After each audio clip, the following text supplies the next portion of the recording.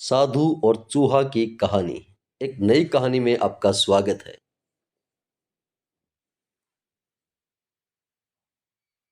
साधु और चूहा।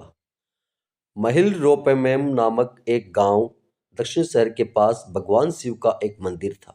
वहां एक पवित्र ऋषि रहते थे और मंदिर की देखभाल करते थे। वे भिक्षा के लिए शहर में हर रोज जाते थे और भोजन के लिए शाम को वापस आते थे। वे अपनी आवश्यकता से अधिक एकत्रित कर लेते थे और बाकी का बर्तन में डालकर गरीब मजदूरों में बांट देते थे, जो बदले में मंदिर की सफाई करते थे और उसे सजावट का काम किया करते थे। उसी आश्रम में एक चूहा भी अपने बिल में रहता था और हर रोज कटोरे से कुछ न कुछ भोजन चुरा लेता था।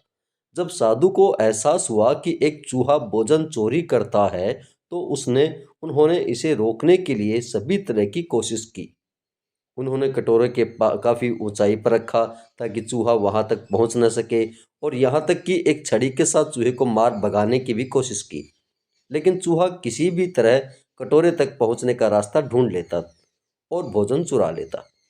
एक दिन भिक्षुक मंदिर की यात्रा करने के लिए आए थे, लेकिन साधु का ध्यान वो चूहे को डंडे से मारने में था और वे भिक्षुक से मिल भी नहीं पाए। इसी में अपना अपना अपमान समझ भिक्षुक क्रोधित होकर बोले, आपके आश्रम में फिर कभी नहीं आऊंगा, क्योंकि लगता है मुझसे बात करने के अलावा आपके अन्य काम ज़्यादा महत्वपूर्ण लग रहा है। साधु विनम्रता पूर्वक चूहे से जुड़ी अपनी परेशानी के बारे में भिक्षुक को बताते हैं कि कैसे चूहा उनके पास भोजन किसी न किसी तरह से चुरा ही लेता है। यह चूहा किसी भी बिल्ली या बंदर को हरा सकता है।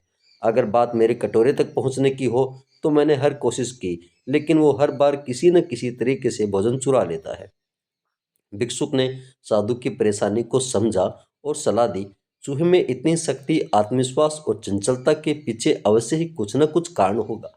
मुझे यकीन है कि उसने बहुत सारा भोजन जमा कर रखा होगा, और यही कारण है कि चूहा अपने आप को बड़ा महसूस करता है और इसी में उसे ऊंचा कूदने की शक्ति भी मिलती है।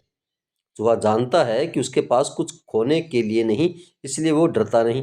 इस प्रकार साधु और भिक्षुक निष्कर्ष निकालते हैं कि अगर वे चूहे के बिल तक पहुंचने में सफल होते हैं, तो वे चूहे के भोजन के भंडार तक पहुंचने में सक्षम हो जाएंगे। उन्होंने फैसला किया कि अगली सुबह वो चूहे का पीछा करेंगे और उसके बिल तक पहुंच जाएंगे। अगली सुबह वो चूहे का पीछा करने करते हैं और उसके बिल में प्रवेश द्वार तक पहुंच जाते हैं। जब वो खुदाई शुरू करते हैं तो देखते हैं कि चूहे ने अनाज का एक विशाल भंडार बना रखा है। फौरन ही साधु ने सारा चुराया गया भोजन एकत्रित करके मंदिर पे लिवा जा जाते हैं।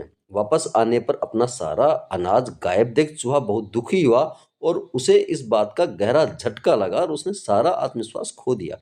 अब चूहे के पास भोजन का कोई भंडार नहीं था। फिर भी उसने फैसला किया कि वो फिर से रात को कटोरे से भोजन चुराएगा। लेकिन जब उसने कटोरे तक पहुंचने की कोशिश की, अब वह धड़ाम से नीचे गिर गया और उसे एहसास हुआ कि अब न तो उसके पास शक्ति है और न ही आत्मविश्वास है। उसी साधु ने इसे छड़ी से उस पर हमला किया। किस तरह चूहे ने अपनी जान बचाई और भागने में कामयाब हुआ और फिर वापस मंदिर कभी नहीं आया। यदि हमारे पास भी संसाधनों की कमी न हो, तो हम में भी अद्भुत शक्तियां और आत्मविश्वास की कमी कभी नहीं आ सकती।